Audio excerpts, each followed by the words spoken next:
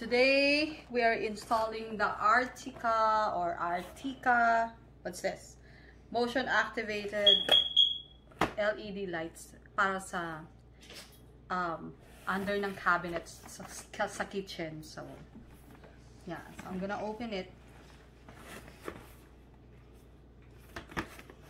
Safer to do it at the back. Okay.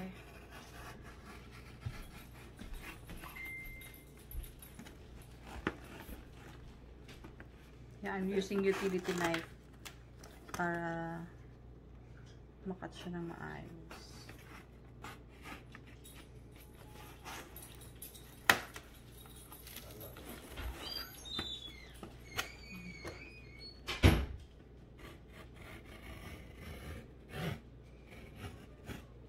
One more. There you go. Ingat-ingat sa pag-cut, baka makat ang fingers. Right, Edwin? There you go. Now it's open.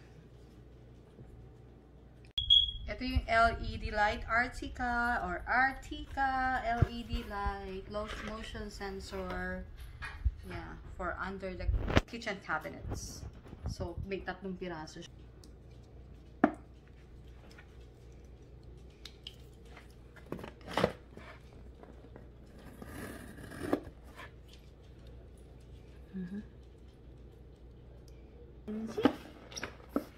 Yeah.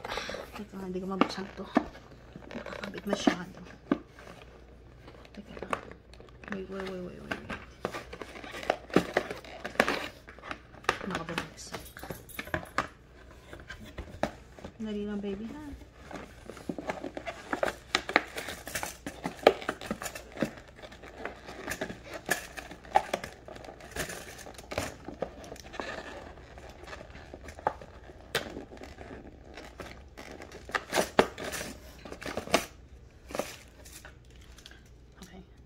So, meron siyang, ito yung mga accessories niya. So, there's like screws and brackets and yung mga cable wires, connectors para mapapag-connect ko yung LED lights. So, it's pluggable, not battery operated. And there's also manuals inside that you can read just in case you are confused how to install it. Hold on. So there's like, this is the brand, and we have, yeah, ito yung manual kung paano mo ikakabit yung LED light under the cabinet. So yeah, let's install it. Yeah, ito, hindi ko mabuksan to. Nakakabit masyado. Teka lang. Wait. Nakabumagsak. Dali lang, baby, ha?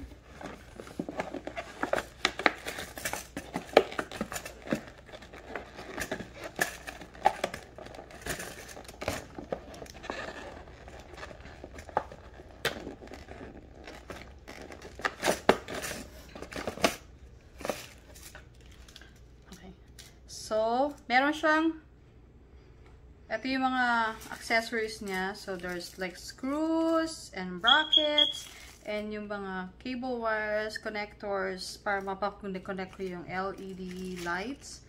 So, it's pluggable, not battery operated. And there's also manuals inside that you can read just in case you are confused how to install it. Hold on. So there's like, this is the brand, and we have, yeah, ito yung manual kung paano mo ikakabit yung LED light under the cabinet. So yeah, let's install it.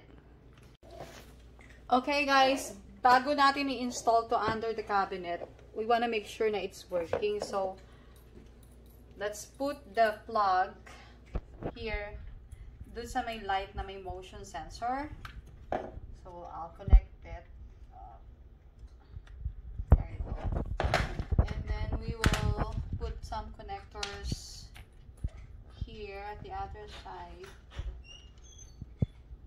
and connect the same thing to the next light.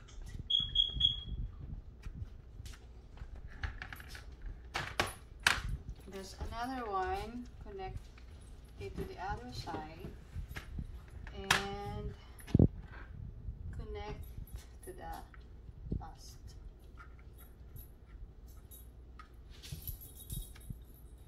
There you go. So, nakakonect na siya. Teka, babaliktarin ko lang. Kasi, ang plug natin ay nandun sa kabilang side. Oh, galing ko muna to. Yung tie. Here we go. So, let's try this. I'll plug it na. Okay. There you go. Wow! It's so bright. It's working. So, this is the motion sensor. O, yan. Pagka ganun mo, let's see. Yes. Magic. It's magic. It's off. It's on. Off. On. So, it's working. So, it's ready to be installed under the kitchen cabinets. Yeah, after measuring the light, the length of the light, ano siya, 18 inches, right? Ha? 18 inches, and then measuring the area na lalagay mo yung LED light. Yan. Pwede na ilagay yung bracket or ang tawag yan, slate, or para paglalagyan ng LED light. So, you have to screw it securely. Tapos, isa-snap natin dyan mamaya yung LED.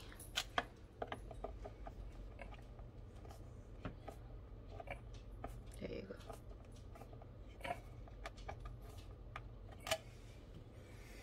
Okay, guys. After putting all the brackets, it's here.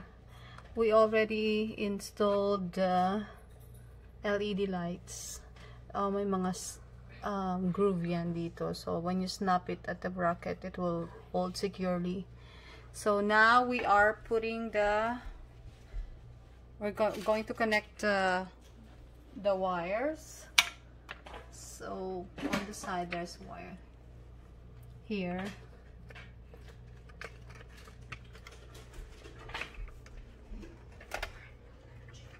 It's a little bit hard kasi nakakabit na siya. Yeah. And then, here's the next one that we have installed. We're gonna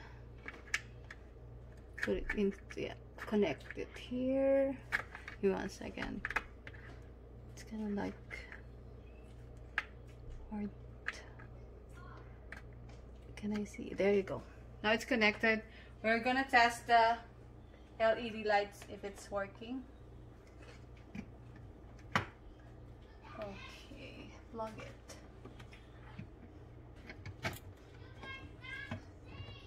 Okay. So, yay, it's working. Yeah, turn off the lights at the other side. Yep. So, you don't have to turn on your lights, extra lights, because this one will give you bright lights already. So, the sensor is here near the plug. And then you just have to, yeah, do it. It's on, off, yeah.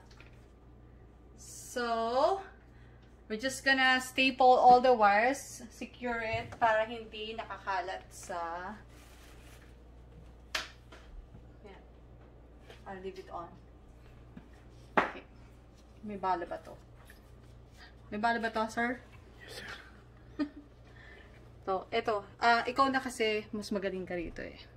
Si husband na ang mag-secure kasi. Yung bulag pa pinag- I don't know, wait. You put it here. On this. So muna malapit. Yeah. Here. Okay guys, tapos na natin i-install yung Artika or Artika LED under cabinet light. So may tatlo kaming in-install. So dito isa dito, at saka sa isang side. So I already plugged it, so I'll show it to you kung paano siya mag-work. So yung LED light na may sensor has to be plugged, yeah, right to the, you know, the what do you call that? Plug. Basta kailangan Outlet. sa outlet, yan. So ito yung andito yung sensor, so I'll show it to you how it works. Just put your hand under the sensor and then it will light up like so. It's so bright, hindi mo na kailangan extra light. So, kung gusto magugas ng plato or something, like now may dishes kami, kailangan hugasan ni Edwin mamaya. So, ngayon, if you want to turn it off, just do the same thing. Just go to the sensor and then turn it on again if you want. And then, it's dimmable. Kaya kung gusto mo na medyo, ayaw mo na ganito ka-bright, gusto mo medyo romantic habang naghugas ka ng plato, di ba? So, just put your hand under the sensor and it will dim. See that? Hindi na siya masyadong maliwanag. But if you want na bright, just put back your hand here and it will go brighter. There you go. Yeah, I'll turn off the other lights para makita nyo kung gaano siya ka-bright. Give me 1 second. So, yeah. Ito lang. Wala na kaming lights sa kitchen. So, ito lang under the cabinet. So, if you want to dim it again, just put your hand under the sensor. Yan. So, you're gonna have a romantic washing dishes, right? Okay. Romantic dishwashing. Kumbaga. And turn it back to the brightest. That's it. So, yeah. I bought it at Costco. If you want to buy it,